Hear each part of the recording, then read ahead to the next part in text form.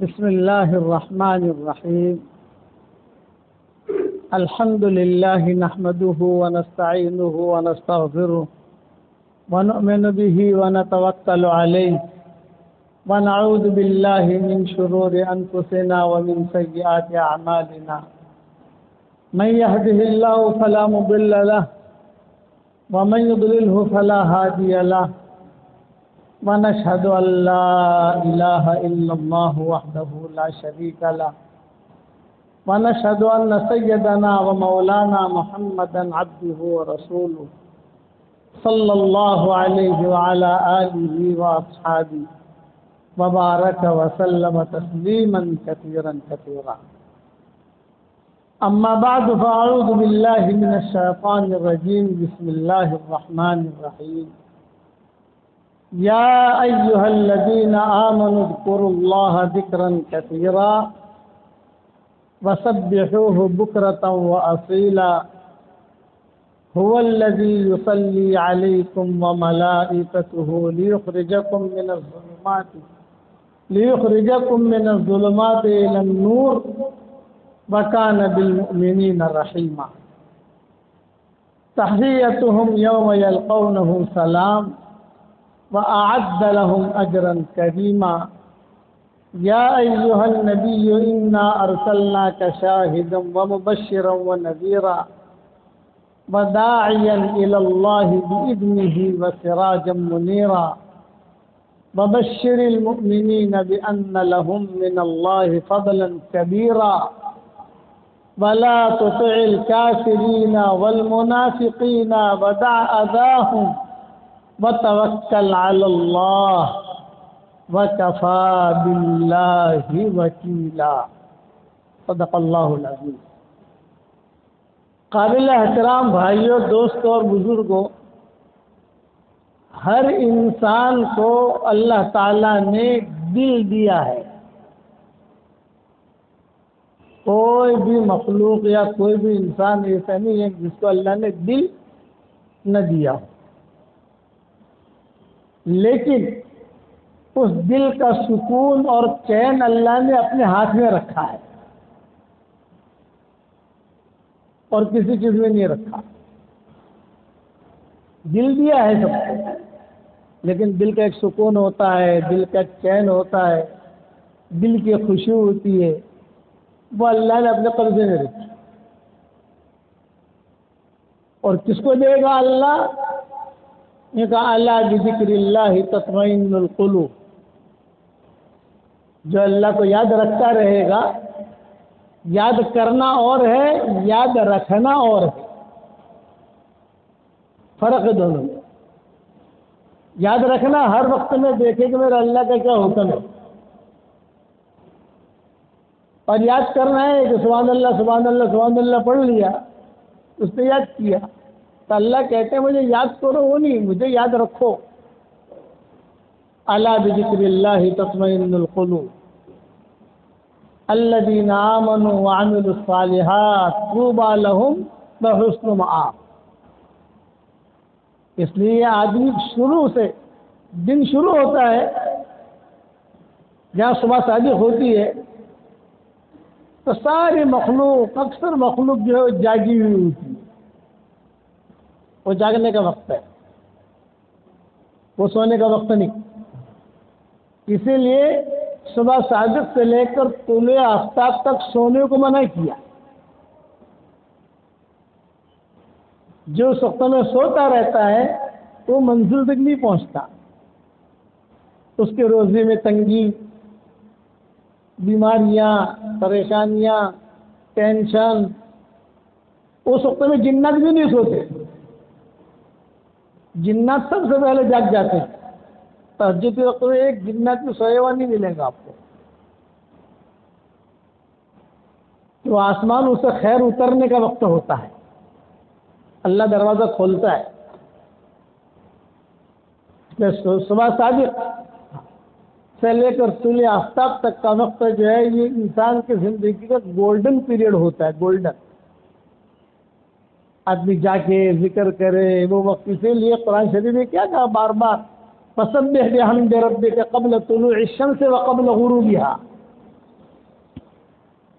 بے اللہ کو یاد رکھو، سبحان اللہ بحمدہ پڑھو، سبحان اللہ والحمدللہ ولا الہ الا اللہ واللہ اکبر ولا حول ولا قوت الا باللہ، یہ پڑھو، اللہ کو یاد کرو، اللہ کو یاد رکھو۔ سورج طلوع ہونے سے پہلے اور سورج غروب ہونے سے پہلے فرشتوں کی ادلی بدلی ہوتی ہے، اس لیے صبح صبح جاگنا۔ ایک صحابی آئے حضور صلی اللہ علیہ وسلم کے پاس اور آ کر کہا کہ حضرت دنیا مجھ سے روٹھ گئی ہے، پریشان ہوں کہ دنیا جو ہے ادبرت عنی دنیا جو ہے مجھ سے بہت دور چلی گئی، کوشش کرتا ہوں لیکن کہیں کامیابی نہیں ملتی۔ تو آپ نے جواب کیا دیا؟ آپ نے کہا بھائی وہ تسبیح، وہ فرشتوں کی نماز، فرشتے بھی نماز پڑھتے ہیں، ان کی ترتیب الگ ہوتی ہے، لیکن وہ فرشتوں کی نماز اور وہ تسبیح جس کی وجہ سے اللہ ساری مخلوق کو روزے پہنچاتا ہے، سب کو، انسان جنات سب کے لیے وہ دکان کھلتی ہے، چرین پرین مچھلیاں، آپ نے جنگلوں میں دیہاتوں میں دیکھا ہوگا، صبح صبح جو ہے چڑیاں جو ہے وہ چہکتی رہتی ہے، تو وہ تسبیح تو کیوں نہیں پڑھتا؟ یہ حضور صلی اللہ علیہ وسلم نے ان سے کہا، جس کی وجہ سے اللہ ساری مخلوق کو روزی پہنچاتا ہے، سانپ بچھو سب کو، جتنا بڑا اللہ اتنا بڑا اس کا کارخانہ، اتنا بڑا اس کا نظام۔ ہمارے اللہ کا نظام بھی بہت بڑا، تو کیوں نہیں پڑھتا؟ تو پڑھے گا تو پھر تیرے لیے بھی روزی پہ حصہ اللہ ڈال دے گا۔ تو پوچھا حضرت کیا پڑھوں؟ آپ نے فرمایا کہ دیکھ، صبح صادق ہونے کے بعد اور طلوع آفتاب سے پہلے تک سبحان اللہ و بحمدہ سبحان اللہ العظیم استغفر اللہ، اتنا تو 100 مرتبہ پڑھ لیا کر۔ چونکہ ہمارے ماحول میں پتہ نہیں ہوتا کہ صبح صادق کب ہے، سورج کب طلوع ہو رہا ہے، تو میں ان کو اتنا کہتا ہوں کہ بھی تم فجر کی سنت اور فرض کے درمیان پڑھ لو، سمجھانے کے لیے کہ آدمی فجر کی نماز میں تو آتا ہی آتا ہے، اس بہانے فجر کی نماز بھی پڑھ لے گا۔ میرے ابا کہتے تھے کہ کسی طریقے سے فجر کی نماز پڑھواؤ، یہ کم سے کم پیسے کے لیے تو آ جائے گا، بعد میں اللہ اخلاص دے دے گا اسے۔ یہ ابا فرماتے تھے کہ پیسے کے لیے تو آ جائے گا، تو ایک دن آئے گا اللہ اس کے اخلاص دے دے گا۔ فجر کی سنت اور فرض کے درمیان 100 مرتبہ سبحان اللہ و بحمدہ سبحان اللہ العظیم استغفر اللہ۔ حدیث میں اتنے جملے ہیں، حدیث شریف میں اتنے جملے بتائے، اسی لیے اس کو سبحان اللہ بحمدہ سبحان اللہ العظیم کا جو جملہ ہے بخاری شریف کی روایت ہے، حبیبتان الی الرحمن ثقیلتان فی المیزان خفیفتان علی اللسان، 3 چیزیں کی، زبان پر بہت ہلکے، ترازو میں بہت بھاری، اور رحمان کو بہت پسند۔ بخاری شریف جو ہے وہ اسی پر ختم ہوئی ہے، اور وہ کیا ہے؟ سبحان اللہ و بحمدہ سبحان اللہ العظیم۔ کئی لوگ اس میں بحمدہ کا جملہ بڑھاتے ہیں، لیکن اس حدیث میں نہیں ہے، حضور نے جتنا کہا اتنا کرو۔ یہ بڑھانے والے جیسے السلام علیکم ورحمۃ اللہ وبرکاتہ، تو اتنا ہے۔ اب بڑھانے والے مغفرت ورضوان، بدعت یہاں سے شروع ہوتی ہے، بدعت جو شروع ہوتی ہے نا وہ یہاں سے۔ ہر زمانے میں مولوی پیدا ہوتا ہے اور اس کو زوائی پیدا کرتا ہے، اس کے ماننے والے اس کو لے کے چلتے ہیں، پھر وہ مرا وہ قوم گئی، اس کے بعد دوسرا مولوی پیدا ہوا، اس اور زوائد کیے، اور پھر وہ زوائد بڑھتے بڑھتے بڑھتے وہ چیز جو ہے رسم بن جاتی ہے اور حقیقت ختم ہو جاتی ہے۔ لیکن عام لوگوں کو پتا تو ہوتا نہیں ہے کہ صحیح کیا ہے غلط کیا ہے۔ آپ نے فرمایا کہ رات کے وقت میں آمن رسول سے لے کر اخر تک کوئی پڑھے، فی لیلۃ کا فتح، سورہ بقرہ کی آخری 2 آیتیں رات میں پڑھے گا تو اس کے لیے کافی ہو جائے گا۔ یہ عرش کے خزانوں میں سے خزانہ ہے۔ تو پڑھنے والے بھی پورا رکوع پڑھتے ہیں، بعض اوپر سے پڑھتے ہیں، وَإِن كُنتُمْ عَلَىٰ سَفَرٍ، ثواب زیادہ ملے، بے ثواب تو ملے گا لیکن فائدہ نہیں ہوگا۔ نبی نے جتنا کہا اتنا کرو آپ۔ حضور صلی اللہ علیہ وسلم بھی تو اوپر سے کہہ سکتے تھے، آپ بھی تو کہہ سکتے تھے۔ آپ نے فرمایا سورہ بقرہ کی آخری 2 آیتیں یہ عرش کے خزانوں میں سے مجھے ملی ہے۔ عرش کا خزانہ کتنا بڑا ہوگا؟ اس لیے اللہ نے ہر انسان کو دل دیا ہے لیکن سکون اپنے پاس رکھا ہے۔ نماز دھیان سے پڑھو، اس میں سکون ملے گا دھیان سے، رواجی نہیں۔ آج ہماری عبادتیں رواجی بن گئی اور گھروں میں جو پریشانی آتی ہے وہ ہم خود اپنے گھر میں پیدا کرتے ہیں۔ ہم عربوں میں یہاں جاتے ہیں، ان کے قبیلوں میں، قبیلے بنی سلیم ہے، قبیل ثقیف ہے، یہ ان کے قبیلے ہیں جو لبے سڑک نہیں ہیں۔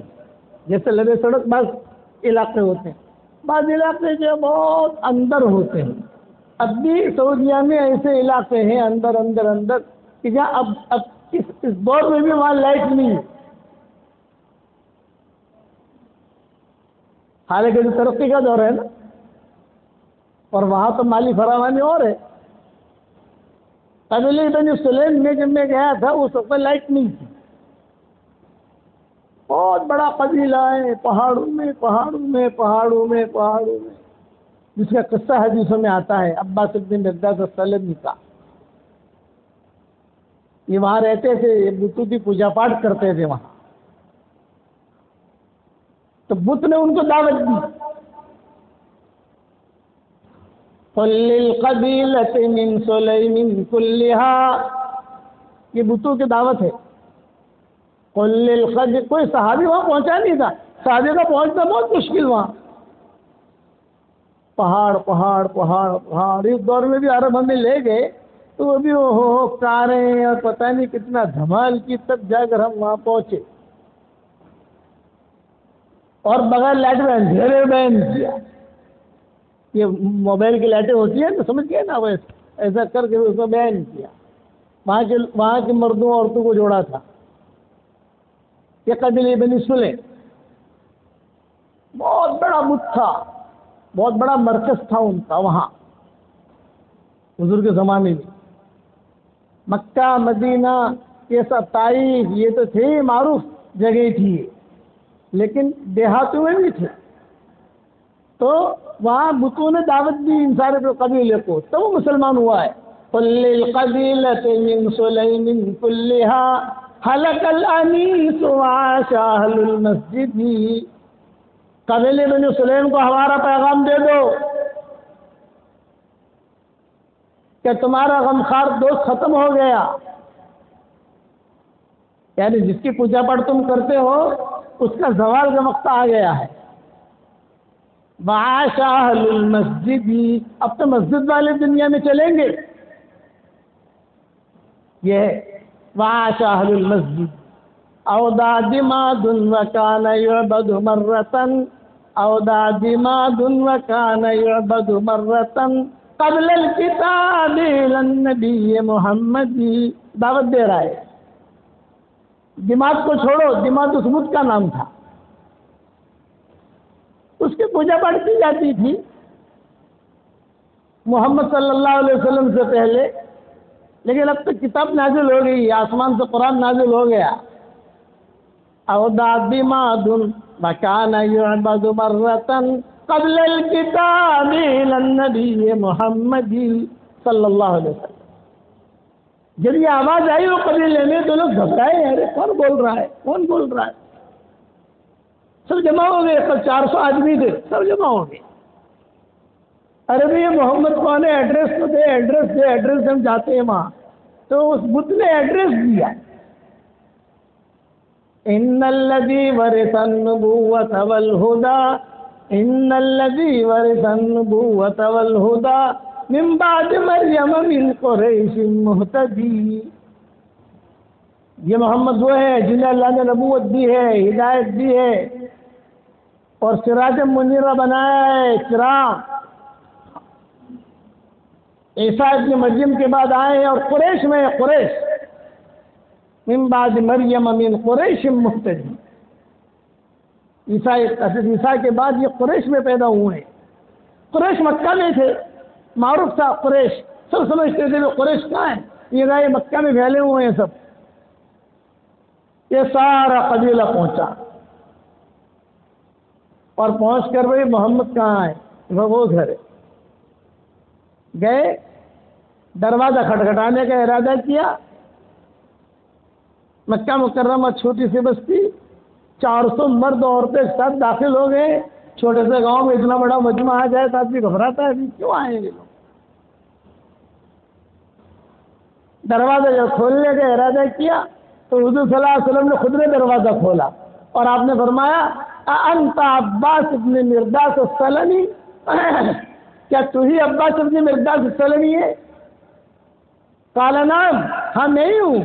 تو پھر آپ نے فرمایا جو تمہیں بتوں نے دعوت دی ہے وہ قصہ میں بیان کروں یا تم بیان کرتے ہو؟ یہ آپ نے کہا. لیکن آپ کو کس نے اطلاع دی؟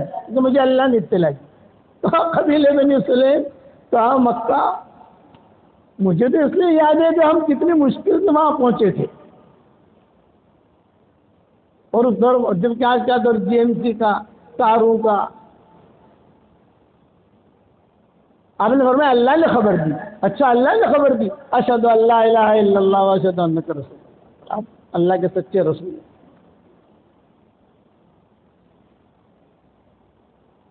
تو میں قصہ سنا رہا تھا کہ آج کل ہم جو ہے اپنے حالات خود خراب کرتے ہیں. لوگ شکایت کرتے نہیں کرتے کہ شادیاں نہیں ہو رہی،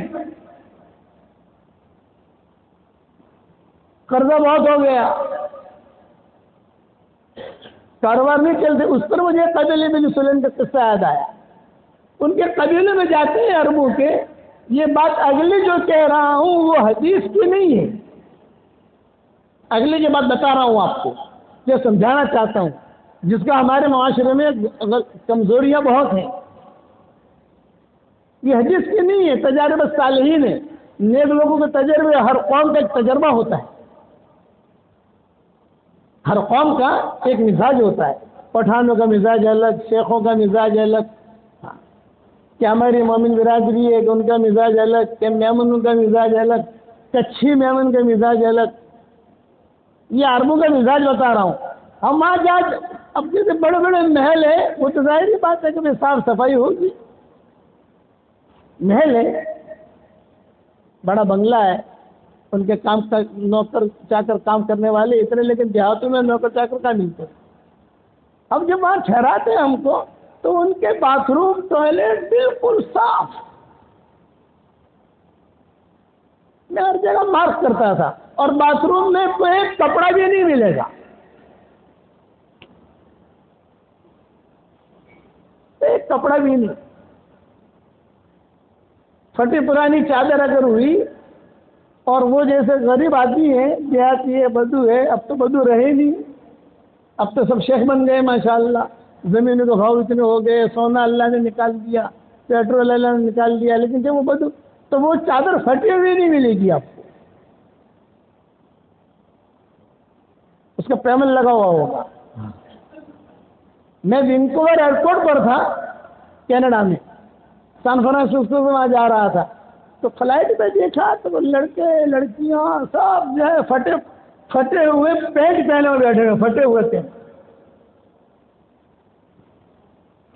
آپ نے دیکھا ہوگا، اب تو ہندوستان میں بھی یہ بھی ترقی کرنے لگے، ہمارے بچے بھی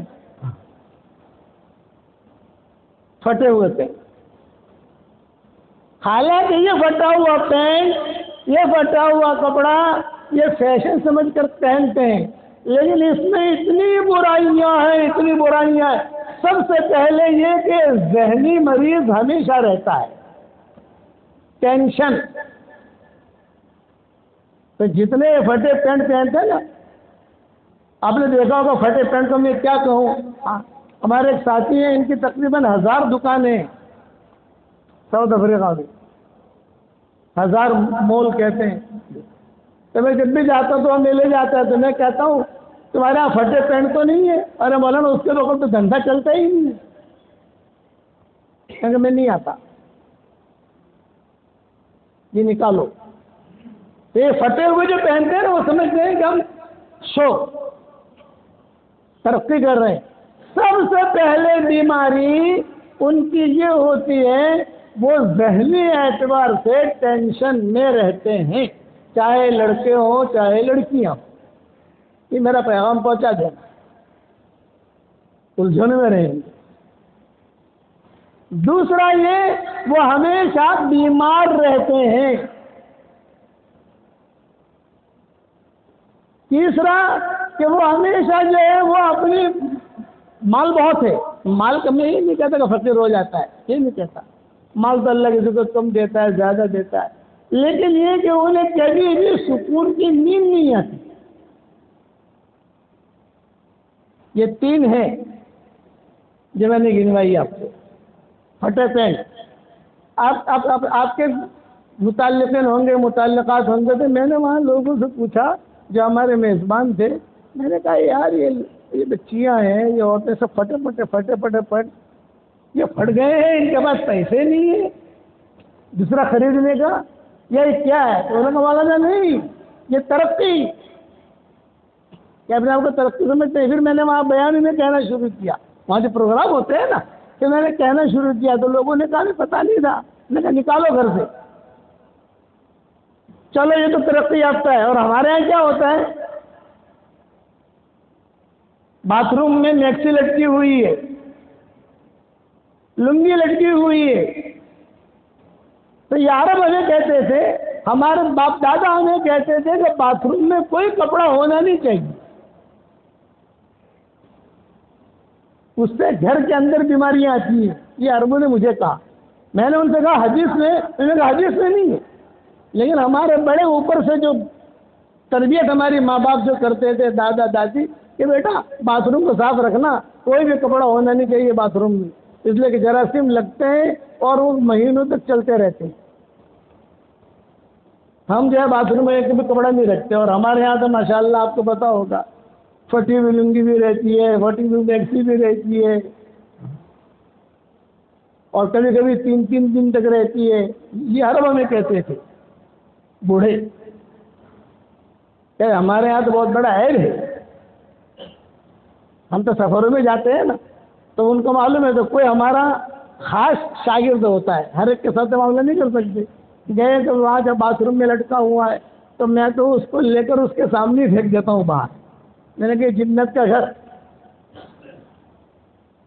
تو اس کی بھی جو پردے میں آتی ہے، ارے مولانا ہم تو نہیں رکھتے، لیکن یہ بٹکی ہے نا، بٹکی تو ایک بچی ہوگی ان کی، یہ بٹکی مانتی نہیں ہے، یہ کرتی ہے۔ میں نے کہا بٹکی کو تم نہیں سکھایا ہے، دوسرے میں مت ڈالو۔ بچے جو نافرمان اور گنہگار بنتے ہیں ماں باپ کی وجہ سے بنتے ہیں۔ ماں باپ کو دیکھتے ہیں، باپ فجر کی نماز نہیں پڑھتا، باپ جو ہے وہ سودی کاروبار کرتا ہے، بچہ سیکھتا ہے، باپ جھوٹ بولتا ہے، بچہ سیکھتا ہے، باپ رشوت لیتا ہے، بچہ سیکھتا ہے، باپ جو ہے ملاوٹ کرتا ہے انڈیا کے جاپان کے چکر بیچتا ہے، بچہ سیکھتا ہے، بچہ اسی کے پیچھے پیچھے چلتا ہے۔ اس لیے اپنے گھروں کے اندر ایسی چیزیں مت رکھو، اللہ نے دیا ہے بدل دو، اپنی پیون لگا لو۔ عمر ابن عبدالعزیز کے جبے میں 18 پیون تھے۔ عمر ابن عبدالعزیز جب انتقال ہوا ہے تو ان کا جبہ جو پہنتے تھے عمر ابن عبدالعزیز، جب گنے گئے تو 18 پیون تھے۔ اتنا بڑا آدمی کہتے ہیں میں میری زندگی جو ہے سادہ گزارنا چاہتا ہوں۔ تو یہ جب پینٹیں کہتے ہیں نا، پینٹ پھٹی ہوئی، ان کو ذرا پیغام دے دینا، ہمیشہ ٹینشن میں رہے گا۔ مال، حالانکہ مال بہت ہوگا۔ وہ ساتھیوں نے کہا، میں نے کبھی ان کے پاس پیسے نہ ہو تو کوئی ڈالر دے دو، کچھ ٹینٹ پینٹ خرید لیں۔ ارے مولانا جی اب جو بچی ہے سارے کے سارے، اور یہ وینکوور جا رہے ہیں گھومنے کے لیے۔ وینکوور گھومنے کی جگہ ہے، کینیڈا کا آخری حصہ، یہ وہاں جا رہے ہیں یہ لوگ۔ اسی لیے الجھنوں کے اندر ہمارے بچے بھی اسی میں آ گئے، ہماری بچیاں بھی اسی میں آ گئی۔ ہمیشہ یاد رکھنا، دل اللہ نے پیدا کیا ہے، اس کا سکون اللہ نے صرف اپنے ہاتھ میں ہی رکھا ہے، کپڑے میں نہیں رکھا، مال میں نہیں رکھا، یہ کا مال و منال میں نہیں رکھا، کسی میں نہیں رکھا، اپنے ہاتھ میں رکھا، اور کہا آ جاؤ یہاں روحانیت کے رس، نماز پڑھو، قرآن پڑھو۔ اس لیے آج کے 2 سبق ہیں آپ کے۔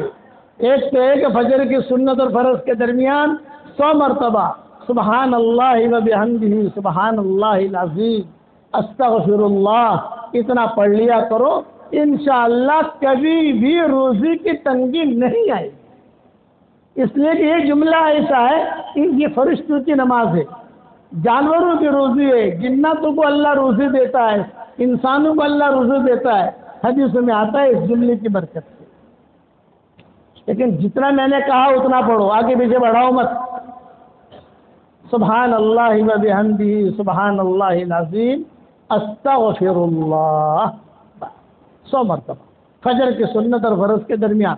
ہمارے حضرت رحمۃ اللہ علیہ فرماتے تھے اپنی بچیوں کو، مولانا انعام الحسن رحمۃ اللہ علیہ، کہ بچوں اگر تم اس کو بھول جاؤ تو سورج طلوع ہونے سے پہلے پہلے یہی پڑھتے رہو۔ سورج طلوع ہونے سے پہلے پہلے یہ دکان کھلتی ہے، بعد میں جہاں سورج طلوع ہوا ایک طرف سے سورج کا دروازہ کھولا، دوسری طرف سے رزق کا دروازہ بند ہو گیا۔